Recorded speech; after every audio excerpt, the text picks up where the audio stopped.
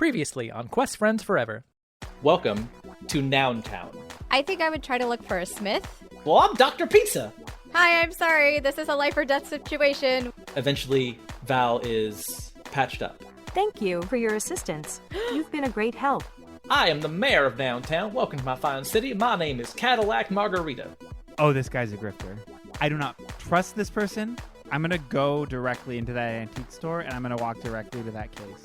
And now in the doorway, leaning against the door with his arms folded, is a drow elf. When I see a person trying to play a part in this grand stage we call life, with every pore in their body oozing dedication, I cannot stand by idly. My name is Talent Lighthouse, and you will come with me immediately. Val is out there, still trying to get people to come to the discotheque. I think you're one of them battle pods. I don't know what that whole dance party thing was, but you're a dangerous thing, aren't you? Oh my goodness. My name is Neck Questionnaire, and I would love for you to come with me. I went and found some sort of park. You realize that someone's trying to get your attention. It's Dr. Pizza, the blacksmith. Do you need any meditating? Why don't you come by my shop in a few hours after I close this evening, and maybe we'll have a session. After a moment, the mayor looks up, his grin now spread from ear to ear.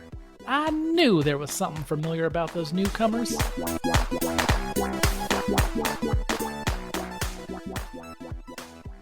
Jared, you and Talent Lighthouse are in the back room of the Nountown Playhouse. You have learned over the last few hours that Talent Lighthouse is the resident thespian here in Nountown. He seems to write, produce, direct, and star in most, if not all, of the plays that happen here. And he's got many years of experience under his belt. And right now he has got you in the back room of the Playhouse. And he has been trying to tutor you to put more emotion into yourself as you try to sell these lies, essentially. He tells you that. He's like, I know what you're doing, and I know they are lies. But even then, you must put all of your soul, all of your heart, your soul, your blood, your sweat, your tears into everything you do in everyday life.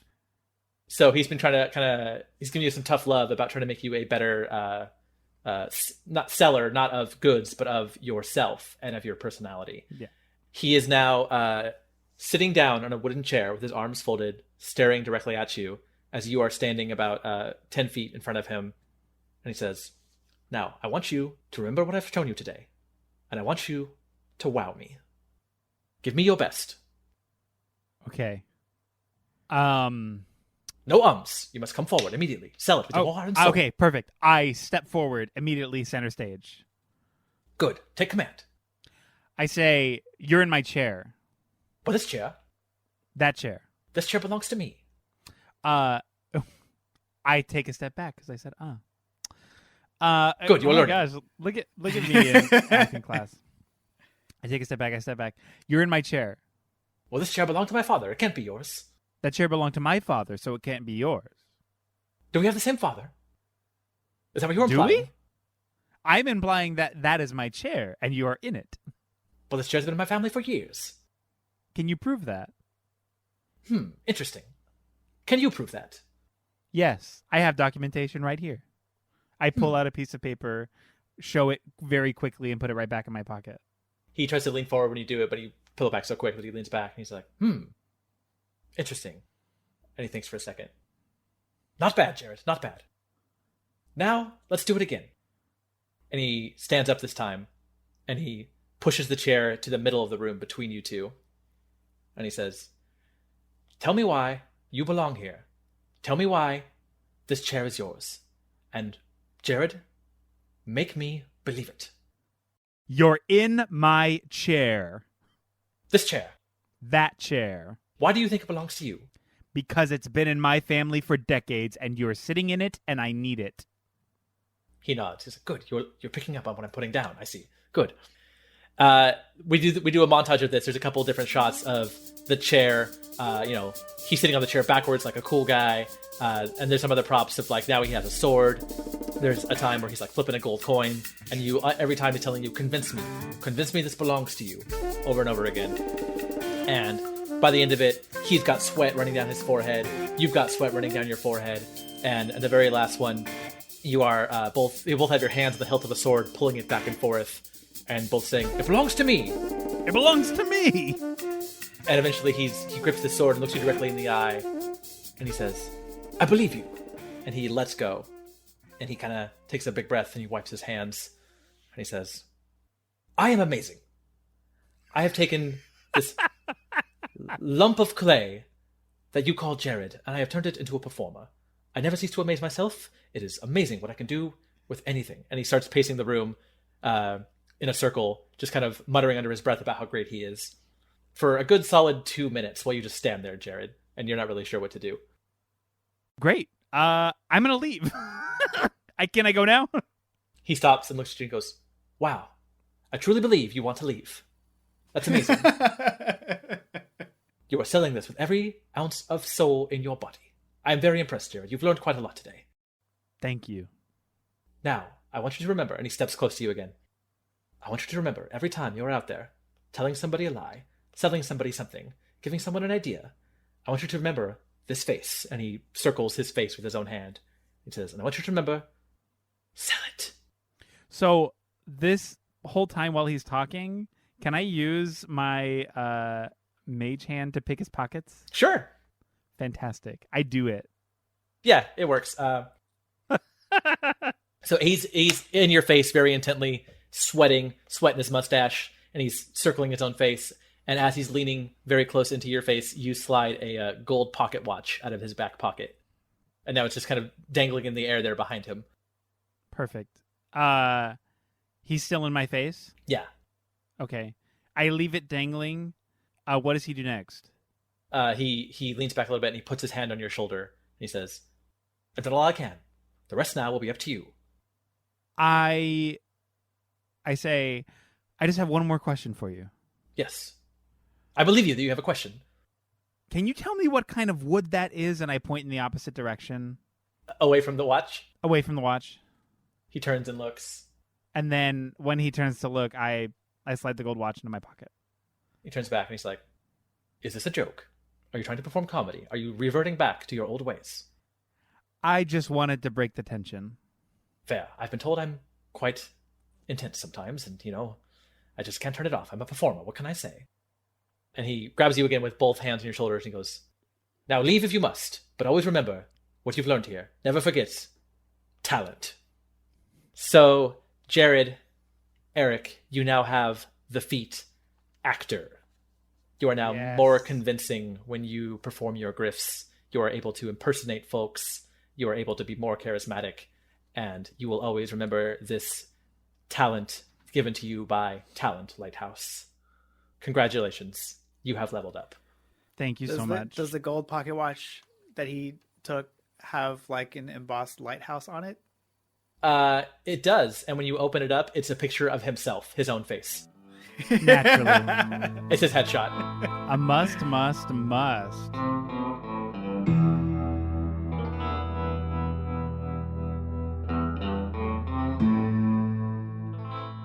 Val, Yes. you have followed Neck Questionnaire to his home, and he leads you through a modest living room and a modest bedroom. But in the bedroom, he moves a rug, and there's a hatch in the floor. Oh my goodness. And he opens it up, and you see a ladder leading down. And he goes, "Hey, come on, follow me. It's down here. What I'm telling you about is down here." And he goes down the ladder. Sure thing. So is this a ladder, like that you actually have to physically crawl down, or is it more like steps? No, it is a ladder.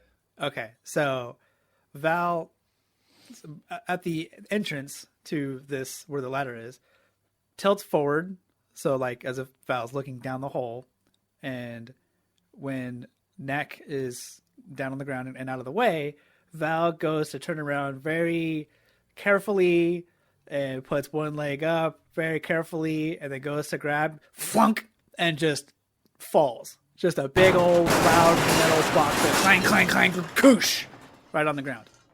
Ouch. Neck kind of jumps back like, oh, dang. Oh, man, you didn't break, did you? You all right? Ouch. Oh, all right, you're all right. And he helps you to your feet. And he walks over. This is like a basement. It's quite dusty. There's like cobwebs in the corner. There's a bunch of like broken wood and shit just pushed up against all the walls, like things that were in this room have just kind of pushed aside. But in the middle of this room, there is just a single table with a couple books on it, a couple scrolls, a couple pieces of parchment. And he's like, yeah, come here, stand in the light. And he lights a candle and he puts it on the table. He's like, stand right there. Sure thing. And he grabs a scroll and opens it up and kind of turns it vertically and holds it up kind of next to you, like he's comparing whatever's on the scroll to you. And he's looking back and forth from you to the scroll. And he's like, I knew it. You are one of them battle bots. Oh my goodness. And he turns it around to show you, Val. And on this scroll is a drawing of you, or at least something that looks exactly like you, except this drawing is holding swords in each hand and is stabbing each sword through the body of a human wearing a red uniform. Ooh. So Val kind of leans into it and gets closer to the drawing. And then Val's green glass dome turns orange again. And then Val stands up straight. And then you hear chkung, and the back compartment opens up. And then Val reaches in and grabs Val's rapier, and then kind of holds it up and kind of gestures it towards the drawing. And you can see that it's the same weapon. Net kind of steps back a bit when you take out a sword, but he still holds it up. He's like, you're not going to get me, are you? Oh dear. No, thank you. And then Val puts the sword back. Oh, okay, good. I just, he says, yeah, my cousin drew this. He was in the war, the great one, the big one. You remember? You were there, right? You were actually one of them. Oh my goodness. Well, like, oh man, that's so cool. What was it like? Ouch. Mm-hmm. Yeah. What else? Oh dear. No, thank you. Is that all you can talk? Is that all you say? I'm afraid that information is not available at the moment. All right. It's kind of disappointing. I was kind of hoping to get like an account of the battle. Me and my cousin. I can't really talk to him about it. I'm afraid that information is not available at the moment. All right. Cool. Say, can I ask you a question? Sure thing. And he looks around. You still know how to fight? I saw you doing that dance stuff, but are you still a battle bot, or did they change you? Sure thing. Sure thing. Sure thing. Uh-oh. There seems to be some trouble with my memory engram matrix. I'll run a diagnostic protocol. Just a sec. All right. Well, I'd love to spar. This has kind of been a dream of mine. I wasn't able to go to the Great War, but I kind of always wanted to fight a battle bot. But just for pretensies, not for real. I ain't gonna try to hurt you. Val's dome turns green. Oh dear. No, thank you. No, it'll be great. How can I help you today? You got a sword already? And he turns around and ruffles through the trash along one of the walls and pulls out a rusty sword. He's like, "Come on, man! It'll be fun. I could tell my friends about this." No, thank you. Oh dear. No, thank you. Oh, come on! And then Val's hand goes out to shake his hand. Hello. As soon as you kind of reach out, he bats it away with the sword, like not slicing, but like kind of bats at it. No, my goodness. No, come on, man! This is gonna make a great story for my friends. BattleBot, come on, man, come on! And he kind of starts poking you a little bit with the tip of the sword. Oh dear. No, thank you. Oh, come on, Val man! Turns around as he's poking at him. Val just without being affected at all, just turns around and starts walking towards the ladder that Val fell down. As you start to walk away, neck questionnaire, you hear kind of footsteps running behind you. Tap, tap, tap, tap, tap. And neck questionnaire takes a huge swing at you from behind onto your back. The sword breaks over you because it's an old piece of shit sword, but it hits. Like, he hits you, and the sword just kind of shatters. Do I take any damage? You take 1 damage, and then you hear the footsteps behind you kind of back up slowly. When he hits Val and the sword shatters, Val starts shaking, starts trembling, and the green glass dome on Val's head turns red, and then... Uh-oh, something doesn't feel right. Damage detected to cyanic neural core processor. Self-destruct sequence initiated. 5, Oh, 4. Oh, no, man, wait, hang on, man! Malfunction. Initiating forced reboot of critical systems. Just a sec. And then Val's orb goes green, or glass dome goes green, and then just kind of again does the Hello, hello, hello. with the shoulders going up and down as if Val's laughing. So so Val's fucking with this guy basically. He looks kind of frozen and afraid at this self-destruct little monologue you just did, and he's like, "What the shit was that, man? Did I almost blow you up? Sure thing. Are you that damaged where one hit can take you out?" So Val says, How can I help you today? and then Val grabs the sword again from the compartment and then stands at sort of like a fencing position to sort of say like on guard. So Val's agreed to spar with this guy. Val has a sense of humor now and was just fucking with him. Okay. So that's what happened. So he doesn't have a sword now? Well, I have two swords. Or no, I have a rapier and a dagger. So what if I throw the rapier at him and then pull out the dagger? Okay, yeah, do that. So Val then pulls out the sword that they were holding earlier and kind of chucks it at him in the way like you throw a sword at somebody for them to catch the sword properly, and then they pull out a dagger and sort of stand sort of like a Peter Pan on guard sort of stance with the dagger. Net questionnaire smiles and nods like, "Yeah, man, here we go. This is what I was after." And he takes a swipe at you. I defend. You block it expertly. Block it. And because from this move, he is now in a not a prone, but he's a vulnerable position for you to do something to.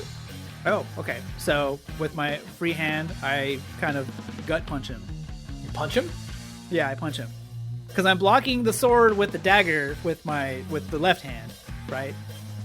So think of it like as sword fighting. So whooshing, gonna do that, and then with the free hand, kind of like underneath, gut punch him. He goes "Bleh!" and doubles over and falls down to his knees and starts breathing really heavy, like, "Oh, dang, man, that hurt more than I thought." Val reaches down to grab his hand to pull him up and says, How can I help you today? and helps him to his feet.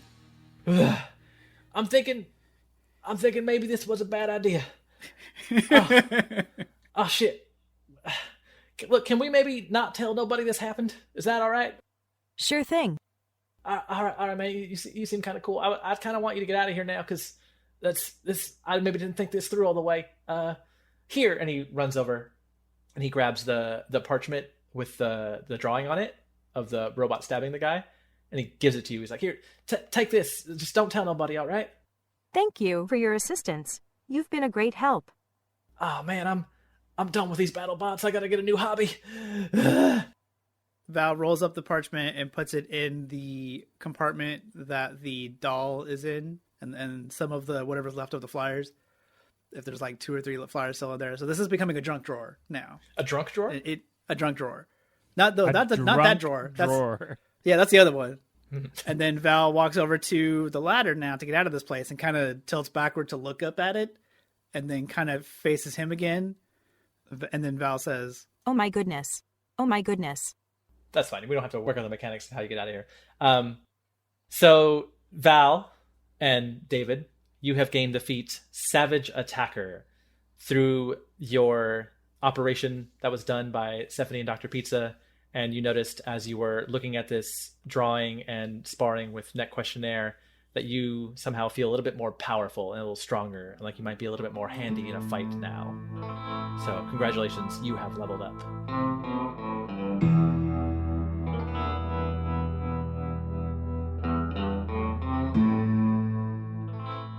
Stephanie, it is later that evening, and you are standing outside the front door of Dr. Pizza's blacksmith shop. Okay, I can do this. I'm gonna... Okay. Take a deep breath, and I knock on the door. Come on in! I'm gonna regret this, aren't I? And I open the door. Dr. Pizza, you see, has cleared some space in the center of his blacksmith shop. He's pushed some tables aside, so now there's just like a big open space in the center of the room with a blanket on one side and a blanket on the other, like 2 blankets on opposite ends facing each other, with some candles in the middle of the room. Not like romantic like lighting, but like, you know, to illuminate. He's not trying to pick up on me. No. You don't get that vibe at all because he's not putting it out there. So he and Dr. Pizza, the dwarf, is sitting on one of the blankets, the furthest one away, and he sees you come in, and he motions his hand toward the empty blanket as if to invite you to sit down. Hi, thank you for having me. Okay, I will sit on this. Are we sitting? Are we standing on this? Yeah, no, go ahead. I'm sitting. You can sit down too. Okay, I'm going to sit down. I sit down awkwardly. You already seem a little tense, and we're not even started yet. Are you all right? I just don't talk.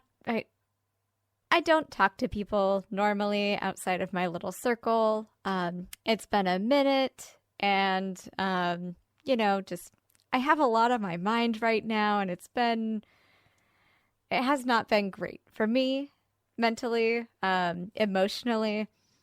Wow, that's a lot. This is going to get real heavy real quick if we're going to keep talking, but I'm tense. Yes.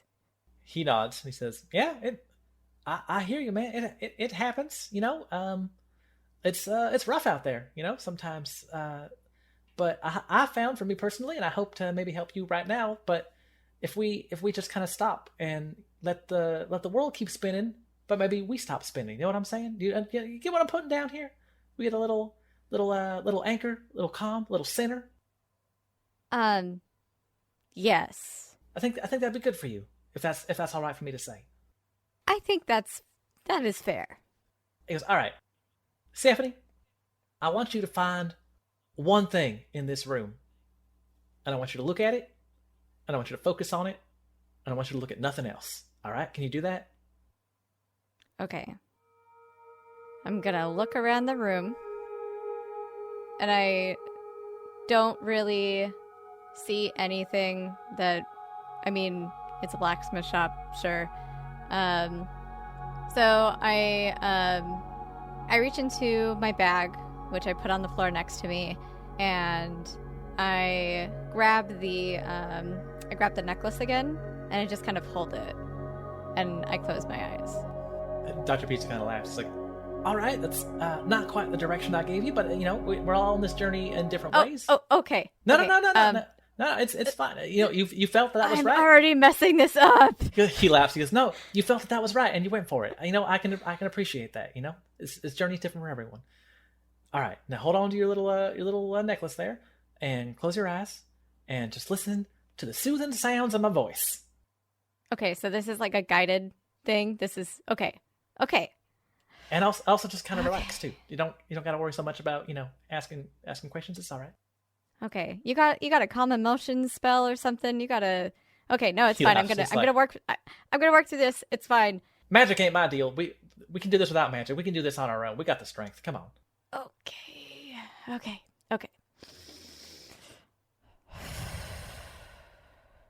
You're a elf. You're from the forest, probably, right? Yes. Again, I don't want to assume. Sorry, I get yes. sometimes. No.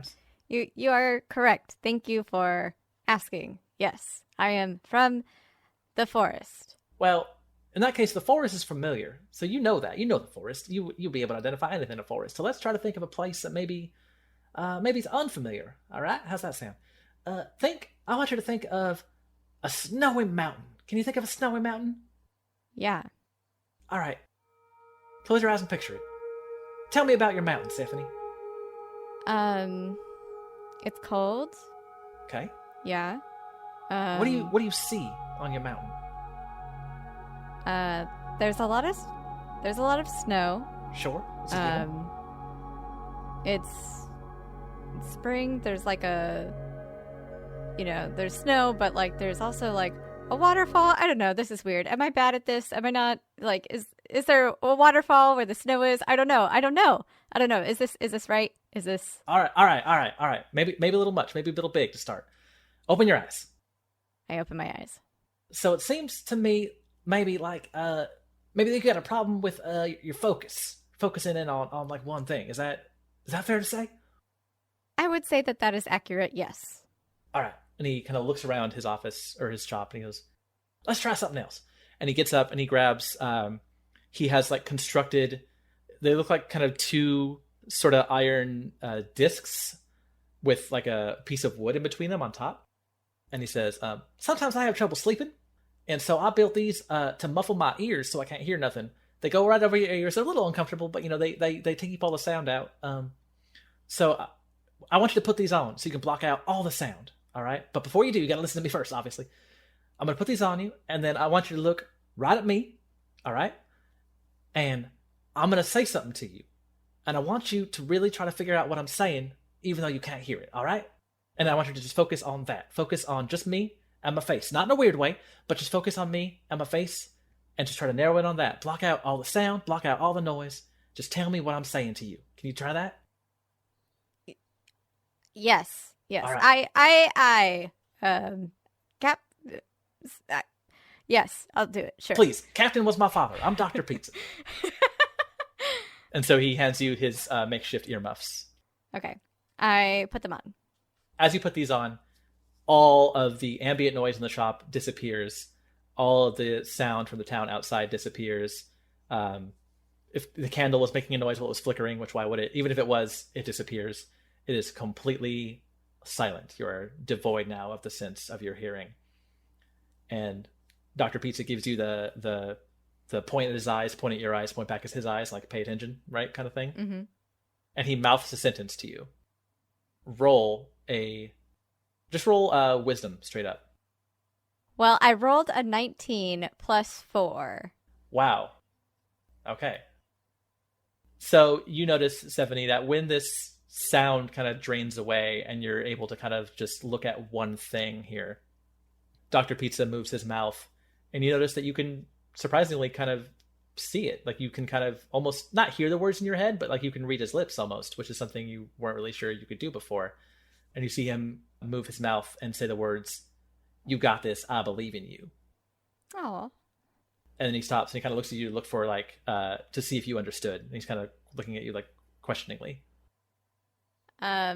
Stephanie is going to say entirely too loud because I don't understand how loud I can't hear anything. So I'm going to say, "Thank you for believing in me." You see him smile and laugh, and he makes the symbol for you to take off your headphones. Okay, I take them off. You got that in one. That was pretty amazing. You got what I said, obviously. So, and he kind of looks down and he sighs. He's like, "So the power is in you to focus. You have it. You clearly just did it right there. You block out the other senses, you focus on one thing, and you nailed it. And nailed it one try. It was amazing. So, I want you to remember this moment, Stephanie. I want you to remember being able to focus. And when you focus, you can figure out anything. You can accomplish anything. You can find yourself in those moments. You know what I'm saying?" Okay. Yeah, that's surprisingly helpful. And when you focus in like that, you can notice so much more about the world. You can, next time we hang out, which, maybe not for a while. I don't know how long you're staying. But next time, I might ask you about that mountain, that snowy mountain. And you'd be able to tell me so much more about it because you'd be so much more perceptive, so much more observant, And that's what I'm talking about here. Just that attention, that ability to pay attention. I want you to be observant. Yeah, thanks. Sure. Do you know what? got another pair of these? He laughs. He's like, "I'll build another one. You can just keep them." Oh, okay. I think at this point, they might help you more than they help me. Thank you. I really appreciate your help. No problem. You seem like a good egg, and I'm glad to help. So Stephanie, Jessica, you now have the feat of observant. You have gained more concentration and focus, and you now have the ability to be even more perceptive. And you also have the ability to read lips as long as you can see the person talking, or as long as you can see their lips and understand their language. So congratulations, Stephanie, you have leveled up.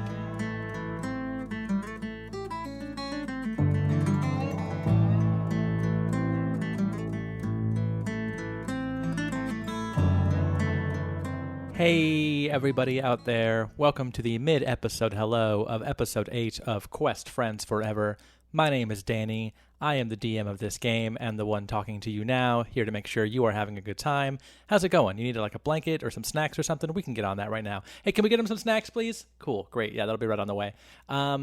As usual, I just want to check in and say hi and remind you that we, the Quest Friends Forever podcast, are on all kinds of social media platforms for you to check out and follow.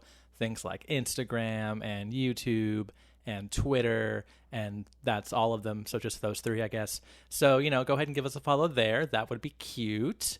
Also, if you are feeling like you are having a good time with the show, or you're just feeling particularly generous on this fine day, it would be really, really cool if you had the time to give us a review on your podcast app of choice, or even a rating, like 5 stars maybe, say. That seems pretty good.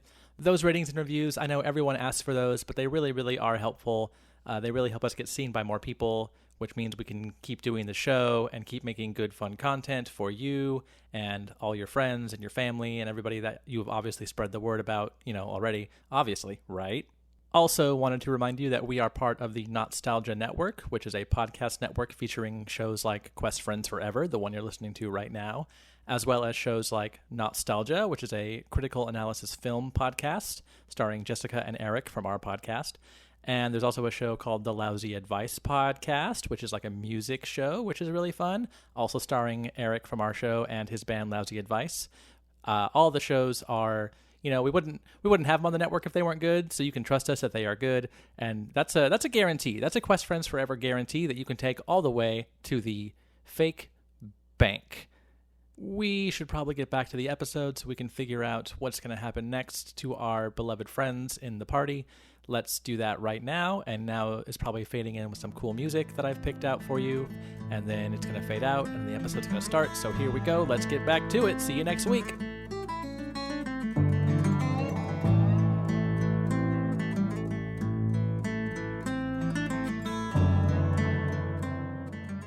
It's now the next morning. You are in your hotel rooms. You're back in the hotel rooms, having had your adventures the day before. You've got another night's sleep in a real bed. You talked to Ellie, Stephanie. You talked to her when you got back and learned that she was just out back of the inn practicing her sword play. And she says, she told you, well, I've been doing a lot more fighting than I usually do when we're on our adventures, so I thought maybe it'd be good if I, got a few practice swings in, and I hope you had fun on your day too. Yeah, it was surprisingly good. Good. I learned focus. That's something I need to get better at, I guess. Oh, well, that's great that you learned that. Yeah. As you're having this little back and forth, there's a big heavy knock at your door. Okay, I answer the door. Standing in front of you is the portly mayor of Nountown, Mr. Cadillac Margarita. And again, he's wearing his white suit, but you notice this is a different white suit, so implying that all he has is white suits. But he's again holding his suspenders, wearing his big 10-gallon hat and his white mustache, and he's standing in the doorway. Well, howdy, ma'am. Can I come in, please? Be my guest. I guess technically we're your guests, right? So, yeah, come on in. He nods and says, well, technically you are right. So you're welcome for asking, I suppose. Is his hand bandaged? Yeah, he's got a splint on one of his fingers. And he looks around the room and he's like, now where's the other two? So, almost ironically, as soon as he asks the question, where are the other two, you hear coming down the hallway, very quietly at first, Hello, hello, hello, hello. and then it gets a little closer, Hello, hello. and then a little closer, Hello, hello, hello. and then Val barges through the door with an arm full of bread, just kind of breakfast you can find from street vendors, just a bunch of food. Fruits. Yeah, fruits. Fresh fruits. There's a couple of steins full of ale and just whatever Val can get their hands on, and comes running into the room and How can I help? How can I help? How can I help? How can I help? How can I help you today? slam and runs right into this guy in his fancy white suit, splashing all the mead and crushing all the fruit and just making a big old splashy mess. Oh my goodness. Oh my goodness. Oh my goodness. He turned around when he heard you coming. Yeah. And so you smash into the front of him. Yeah. So you, my some of the goodness. mead spills up onto his chest. So the berries get like mashed into his torso and his arms. And Yeah. his white suit is now just covered with the breakfast Val was attempting to bring for the group, which was apparently berries and ale. Ouch. Val doesn't know what we eat, right? That's true. It's true. And Cadillac Margarita looks down. He's like, well,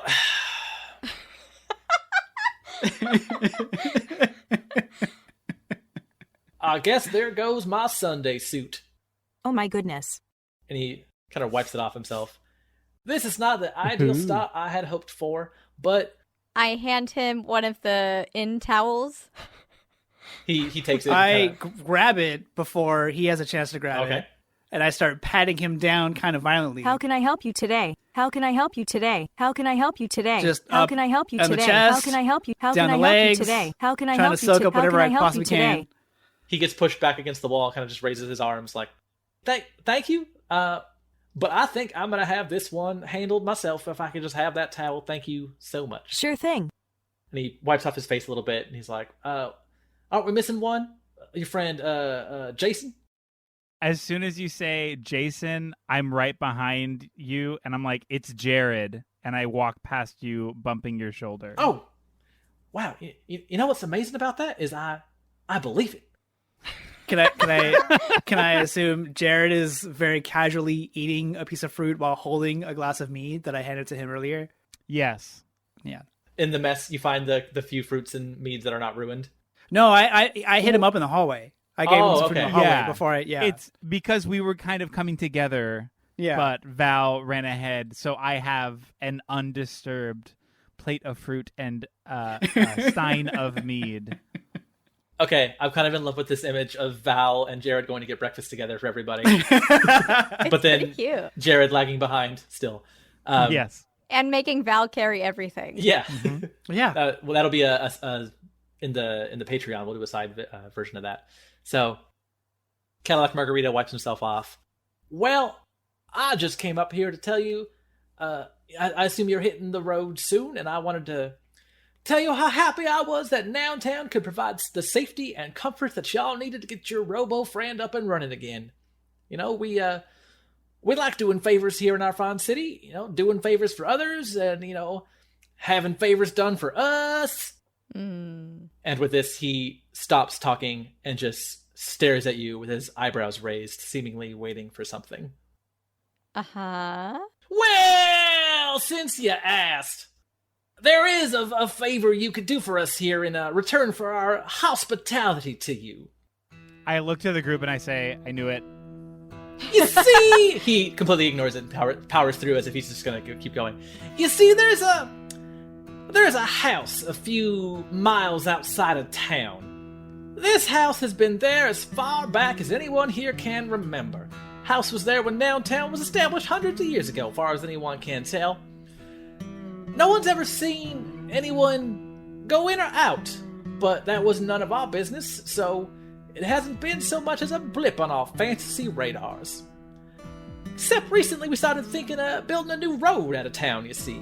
Let more folks find their way here. Let more of our folks travel and take their wares on the road.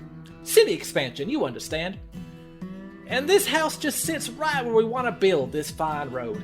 Now, if I ain't a fair man, then my name ain't Cadillac Margarita, so I sent two of my constituents to that house with a generous offer to purchase the place and the land around it if necessary. And he kind of stops and looks down and puts his finger to his lips, as if he's pondering, even though he knows exactly what he's going to say. Thing is, though, my two men never did come back. So about 4 days ago, I sent two of my deputies out there to investigate the situation, see if there had been any foul play. And wouldn't you know it, my deputies haven't come back yet either. Now, I was a bit nervous about sending even more deputies out there without knowing the circumstances. So I reached out to the overguided knowledge with my humble brainwaves for an answer to my problem. And, he laughs, wouldn't you know, that very same morning, you four were delivered right to my doorstep. Now, if that isn't an answer, then I sure as spit don't know what is. And then he pauses and looks at you all, as if he's now accepting questions. Have you thought about making the road go around the house? Well, you know, it's Since there's nothing else out there. I mean, it kind seems of like unsightly. It's a bit of an unsightly house.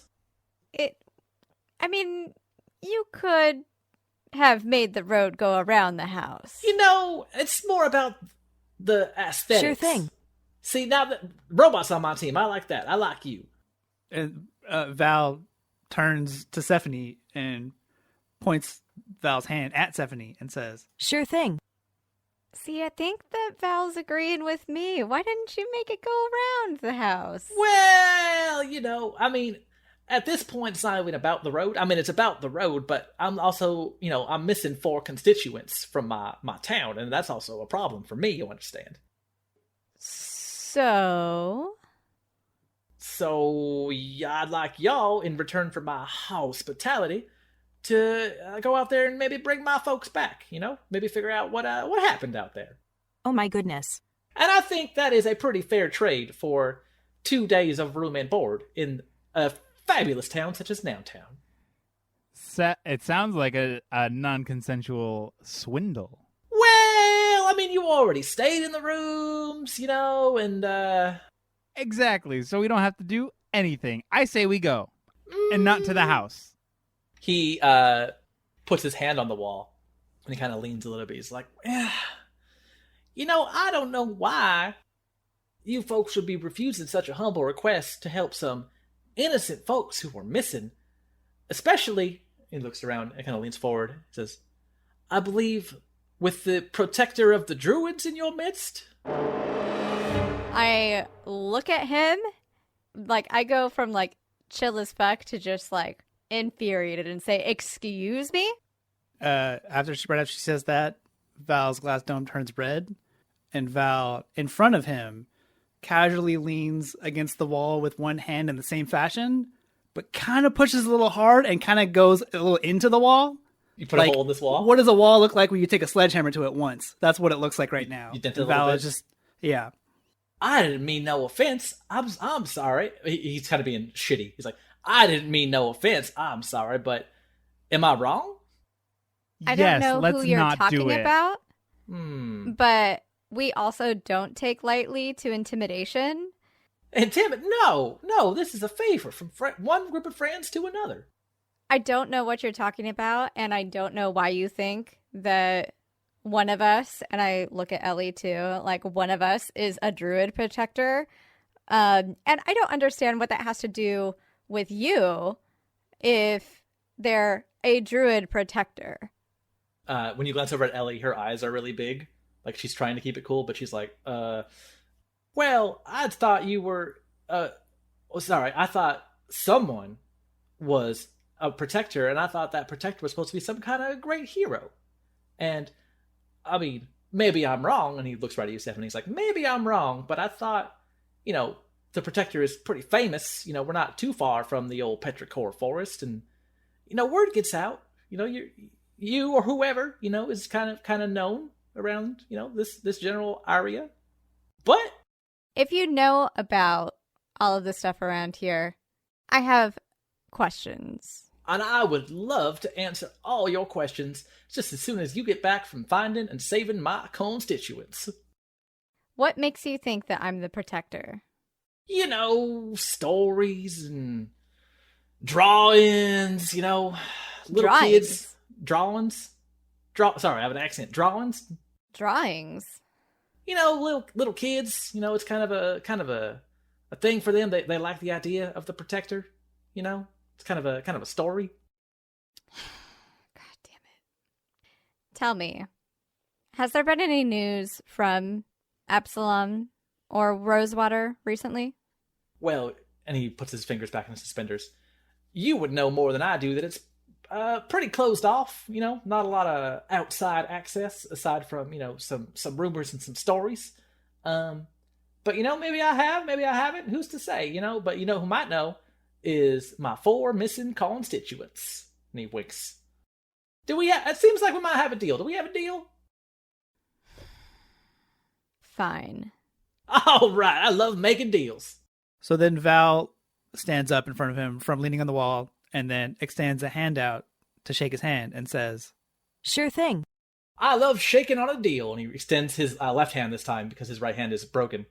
But he's so enthusiastic about this deal, he has not remembered what happened last time. So he just thrusts his hand out there. And Val grips that fucking hand so hard, and Glass Dome is still red. Don't worry. You can trust me. I'm friendly and approachable. He's trying to play tough again still. His face goes kind of red again.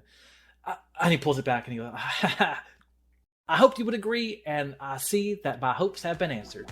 I will see you when you get back.